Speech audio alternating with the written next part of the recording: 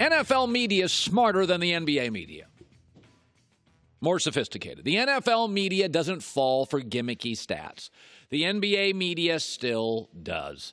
Russell Westbrook's getting all the headlines this morning. Every article I read, Russell Westbrook makes history, 10th consecutive triple-double. Oh, my God, it's history. Every newspaper, every blog, oh, my God, can you believe it? Westbrook is making history. The triple-double in the NBA has become hitting for the cycle in baseball. You do realize that Babe Ruth never hit for the cycle. 22 years, Babe Ruth. Probably the greatest baseball player, never hit for the cycle. Aaron Hill, a journeyman infielder, hit for the cycle twice in 3 weeks. Triple-double is hitting for the cycle. Cool. Headlines. Wow. I'd rather a baseball player go 4 for 4 with 4 jacks out of the stadium. Because in baseball, the only thing that really matters, runs scored. Who leads the league in runs scored? Cross the plate. That wins games. The best player for Oklahoma City last night was Paul George, again. I don't know if you've noticed. He's arguably, after James Harden, the MVP. He's averaging 40 points a game in February. His plus-minus last night was plus 14. He scored 47 last night. He's the reason they won, not a headline. Russell Westbrook's plus-minus was plus 1. By the way, he's fourth on his own team in plus-minus. He was 1 for 6 last night in threes. He was 5 for 19 from the floor. And that's the headline. Congratulations, NBA media, for not getting it. For falling for a gimmicky stat. Babe Ruth never hit for the cycle. Okay, congrats, 4 for 4. I'd rather be 4 for 4 with 4 jacks. And I don't care about fake rebounds. Allen Iverson, 1 career triple-double. Because Allen Iverson actually played defense and gave effort on both ends of the floor. And Allen Iverson wasn't hanging around the rim getting fake rebounds. Did you hear? There's an amazing piece of audio after the game. Paul George, listen to how totally obsessed with this triple-double stat. By the way, Westbrook can no longer shoot 65% from the line, 24% from threes, and he knows it. So he loves this stat because it overshadows the bigger problem. He's a guard who can't shoot. You can't be short and not be able to shoot in the NBA. You can be tall and not be able to shoot, but if you're short, you've got to be able to shoot. All right? Sorry, you got to be able to shoot. Yeah, Paul George was actually worried about, winning. Westbrook came up to him, hey, man, one more of these and you'll have a triple-double. I mean, does Westbrook have one of those Fitbits where it tells him, okay, you're almost got a triple-double? Even his assists sometimes are fluff. He doesn't move the basketball. If a guy's wide open and he gets doubled, he'll pass to him. But I feel like sometimes even his assists have a fluff feel to them.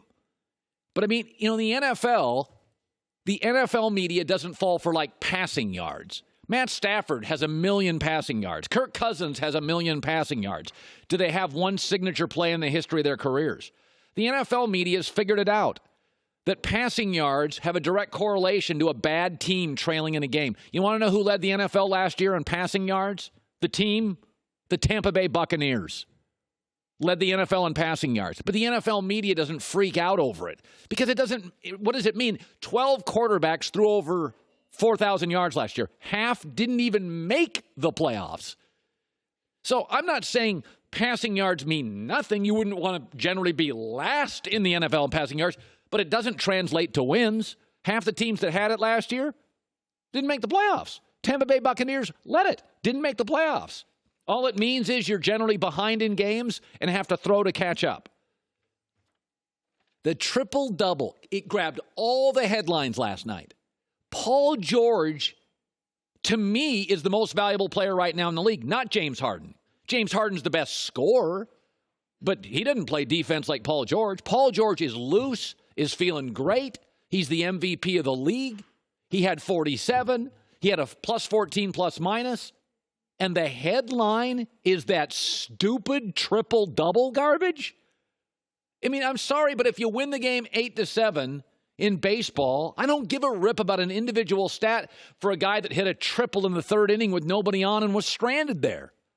I mean, the NBA media, it's embarrassing now. That's the headline. Not that Paul George is the best two-way player in the NBA this morning.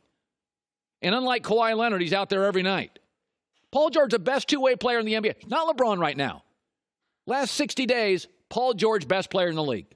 If defense matters, and call me nutty, I think it does. All right, I'm going to introduce something new today. Let me shift gears. The NBA is investigating Magic Johnson and the Lakers if they have potentially violated tampering rules by, talking about Magic Johnson, talking about Ben Simmons. It should be noted, Magic Johnson was a great player. He now leads the NBA in tampering. He's become very good at it. Magic Johnson rolls out of bed and he's just tampering. With the light switch, with his bagel, Magic Johnson tampers 24/7. But here's what's happened. And this happens in life, and I'm going to introduce you to something. It's called the "that's just" rule. Think about that. Watching, driving. That's just rule. Simon Cowell gets to use that. Simon Cowell can be so mean. That's just Simon Cowell. Charles Barkley says things no other broadcaster broadcasting for the NBA could get away with. Well, that's just Charles Barkley. Magic Johnson talks about players, jokes about stuff.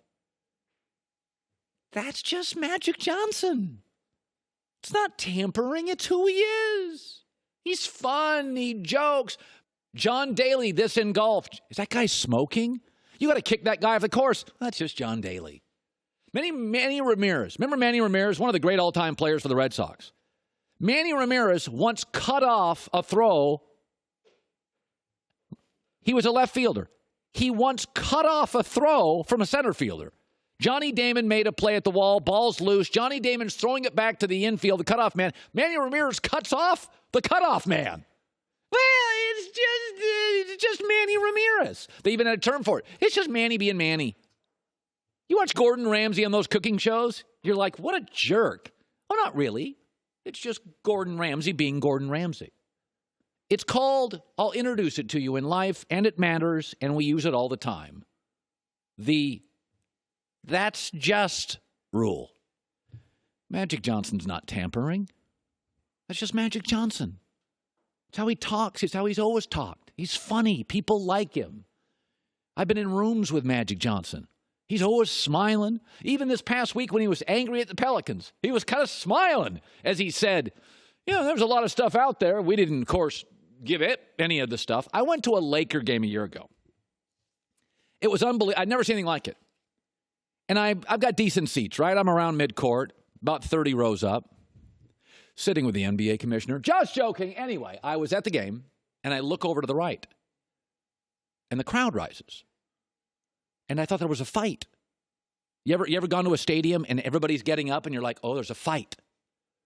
And I looked over in the crowd, and I couldn't see a fight.